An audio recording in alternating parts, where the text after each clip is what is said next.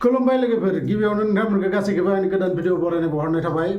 आं आसलते बहुत गोबाव जाबाय भिडिअखौनो हेगारनो मोनाखैमोन मानोना डिउटिनि जि प्रेसार गोलैबाय दङ एकदम हरनि 10टालागै 11टालागै खामानि सोलिगासिनो दङ मानोना मानसिफोरा तामिलनाडुआव बहुत खम जालांदों गोबां सुबुंफोरानो न'आव थांजोबदों आरो बिनि थाखाय जेसेबां मानसि नांगौ बिनिख्रुइ आधा मानसिजों खामानि सलायबाय दङ आरो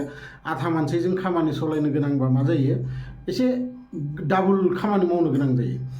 आरो बिनि थाखायनो भिडिअ बानायथ'वाखैमोन दिनै एसे फ्रि टाइम मोननायखाय बे भिडिअखौ आं नोंथांमोननो थाखाय लाबोदों नोंथांमोना भिडिअखौ जोबजासिम नायलांबानो जाबाय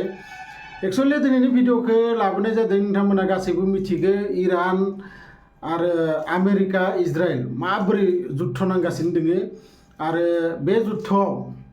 आसलते बिराद गेदेर खहा जालांदों इरानाव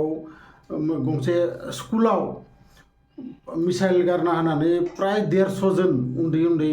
हिन्जावसाफोर जिउ गोमानो गोनां जादों आरो बिनि थाखाय जि आमेरिका आरो इजराइला बेफोरबायदि खामानि मावनाया माने मोजां जायाखै मानोना जुद्धबाथाय जिकुनु माने सिभिलनि जायगायाव पाब्लिकनि जायगायाव बेफोरबायदि गारनो एक्चुअली मोना नाथाय इरानखौ दमन खालामनो थाखाय बिथांमोना गारदोंमोन आरो बिराद मोनसे गेदेर मिसकेलकुलेसन जालांदों आमेरिका आरो इजराइला माबोरै बिथांमोना सानदोंमोन सानसे साननै बिदि बम गारनानै इरानखौ दोबथानो हागोन होननानै नाथाय इराना दा जाबायदि सालागै मिसाइल बिथांमोननि आमेरिकानि किसुमान बेसफोराव आरो इजराइलाव जोबोद माने गोबां खहा खालामगासिनो दङ आरो इराना बुंदों जे जोङो थाबथानायाव गैया जोङो थाबथायानो आरो दा आमेरिकाया ओरैबायदि जालांदों बिथांमोननि मिसाइला अलरेडि गोबां जायगायाव मिडल इस्टआव बिथांमोना बमा गारि अलरेडि बिथांमोननि स्टकआ खम जालांगासिनो दङ दा साननै सिगांल' आमेरिकानि पेन्टागनाव मोनसे डिसप्लेआव खोन्थिनाय जादों जे बेफोरबायदि जुद्ध सोलिबाय थाबा 10 दिननि थाखायल' बिथांमोनाव मिसाइलफोर दोङो बिनि उनाव मिसाइला जोबलांजोबगोन आरो गोबां फाइटार जेटफोरखौबो इराना गावख्लायदों होनना सानदों आरो बेफोरबायदिनो स्टार्ट जालांगोन मोनसे वर्ल्ड वार 3 आगोन होफैनाय बायदि दा जानानै दङ सिटुवेसना मानोना इराननि 50 जन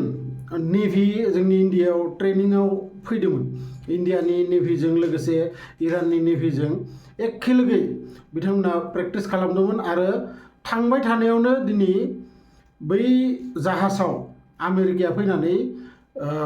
मिसाइल गारना होयो बै बमाखौ माने जाहाजखौ धंस खालामजोबना होयो आरो बेयाव गासैबो नेभिया इराननि नेभिया जिउ गोमानो गोनां जायो नाथाय बे बाथ्रायाव दासिमबो जोंनि प्राइम मिनिस्टारा जेबो बुङाखै एक्चुअली प्राइम मिनिस्टारा बुंनांगौमोन जे जोंनाव आलासि हिसाबैसो आरो जोंनि इनभाइटआवसो बै इराननि नेभिफोरा इन्डियायाव फैदोंमोन आरो थांबाय थानायाव बेफोरबायदि खालामनाया मोजां जायाखै होननानै नाथाय दासिमबो जोंनि प्राइम मिनिस्टारा बे सन्दर्भआव जेबो बुङाखै आरो एक्चुअली बुंनांगौमोन आरो जायखिजाया आङो दिनैनिफ्राय नोंथांमोननि थाखाय बिदिनो गोदान भिडिअ लाबोगासिनो थागोन एसे सम मोनबाय आङो आरो सानफ्रोमबो हाया सप्तासेयाव 2-3 भिडिअ आं नोंथांमोननि थाखाय लाबोगोन जेसेबां हागौ आं नाजागोन भिडिअ लाबोनो थाखाय बिनि थाखायनो दिनैनिफ्राय आंनि चेनेलखौ नोंथांमोना भिजिट खालामबानो जाबाय आरो जायफोरा साबस्क्राइब खालामाखै चेनेलखौ साबस्क्राइब खालामना लाबानो जाबाय मानोना आं बेफोरबायदि भिडिअ नोंथांमोननि थाखाय लाबोगासिनो थायो लोगो मोनगोन बिदिनो मोनसे गोदान भिडिअ लानानै नेक्स्ट भिडिअ अब्लासिम गोजोन्थों।